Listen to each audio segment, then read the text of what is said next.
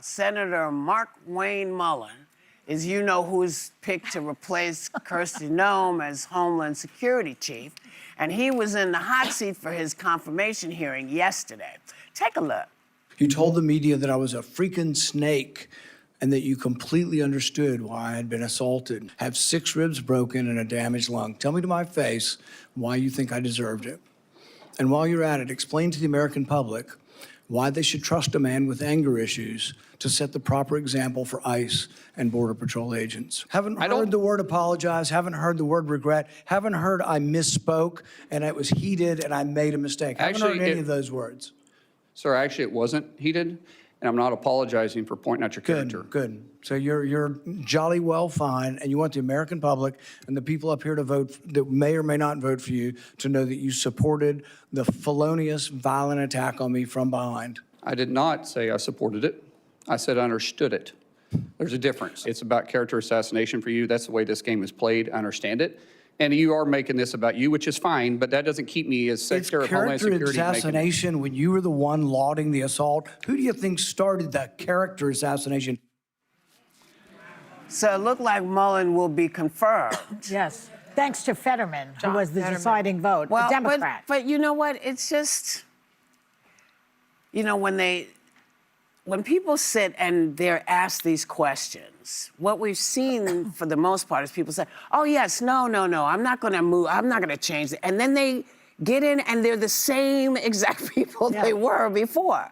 So the question is, are you comfortable with him taking over Homeland Security? Well, since Kristi Noem was in that position before, the bar is so low that if this guy doesn't kill a dog, you know, we've already ahead of the game. Right. Yeah. He's, you know, but he's a terrible, I think he's terrible. And as I said before, Fetterman was the deciding vote to say yes to this guy. With Democrats like that, who needs Republicans?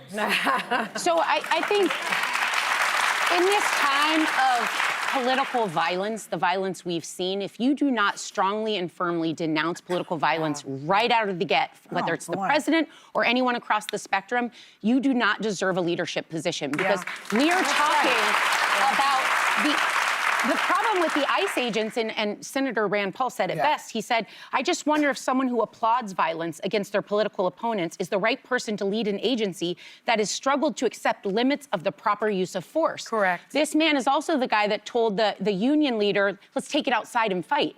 That was literally 2 years ago. That's not enough for this human growth of his character. You didn't see that they became friends and there was a love fest between the two of them? It doesn't matter if you get to a former point, MMA fighter. if you get into a point of a conversation where you're talking about fighting or just letting political violence pass without complete and strong condemnation, you deserve no role in leadership, let alone the head of the DHS. Especially DHS. I agree with you, Sarah. I just think it's a temperament issue, you know. I'm not going to call it a character issue, because I'll call it a character issue. Thank you for doing it. Look, I think, you know, we've seen so many people that are unqualified for that position. But Kristi Noem had been a governor. This man had been in Congress, and so he had governmental experience. He was also a talk show host. He was a construction worker. He also was a professional MMA fighter. And a plumber, I think. And a plumber. I just don't think that, even with his government experience, someone with that sort of fighter mentality who has been so aggressive should be heading a lawless band of masked bandits. I just don't think that makes a lot of sense. They should have come up with someone better. He also had a chance to apologize. He had an open chance to apologize. I just think while the drama's playing out here and the senators are adjudicating their personal beef with each other, what's actually happening and how Americans are experiencing this is the Department of Homeland Security is now in its 34th day of a shutdown. And there are 260,000 employees that work for the Department of Homeland Security. More than 100,000 of them are being forced to work without pay. And that's a lot of TSA agents. Because they haven't passed the bill yet. What's shocking to me, and there's a fight over funding the bill. And the Democrats have taken a stand against funding ICE, and they want changes. And they're not satisfied with some of the compromises. Well, they don't want them to wear masks, for example. Like, okay, but you know what the Americans are not doing? Paying attention to the back and forth on the deal making. They're waiting in lines at airports. And there's nothing that makes Americans more angry than chaos at airports. You know, this is the second shutdown we've had in the last 6 months for these TSA agents. What usually ends government shutdowns is chaos at airports and TSA lines. That's why it's so shocking to me that this is still going on and that they Look, can't come together and make a deal. It's absurd. I think it makes. I like that the Democrats are taking a stand here because we've got Renee Good dead, we've got Alex Pretty dead, we've got ICE again, a lawless band of masked men that don't have the proper training to execute their positions. And the bottom line is, the asks from the Democrats are, don't wear a mask. Yep.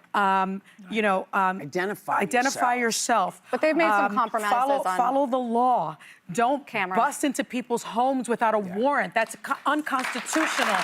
So I want them to stand 10 toes down And on they that. did offer. The Democrats said, "Listen, we will fund TSA. We'll take care of this." And the Republicans said, "No, because it's a better look for them if they don't." But again, the only people who suffer are always American citizens. And these always. agents, they've been political pawns. You know, all the airline CEOs put an open letter out to Congress saying TSA agents should not be political pawns in the congressional fight. I think the Republicans need to.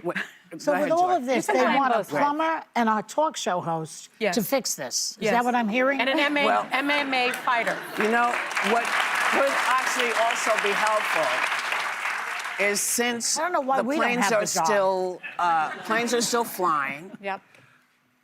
Dues are still being paid. You're still paying security dues on your. Oh, the TSA pre-check and the clear? Well, no, they're they're taxes. You're paying taxes on it. I think we could grab a little bit of that money and funnel it to the people who could really use it, because the airlines know who their employees are, know what they need, and could be helpful in this way. As many Americans are stepping up and doing stuff. People are bringing food. You know, Vegas, the lady told us yesterday, is giving gas cards so people can get out and get. So there are things folks can do. We can find things to do. If you find yourself getting ready to fly, you know someone who is a TSA agent, you know, ask them what they need. See if you can help them, because this is going to go on for a while, because I think until everyone is comfortable with how ICE now goes forward, this is going to be a tough fight, because they have to make they must make these changes. They can't keep snatching little kids, and they can't,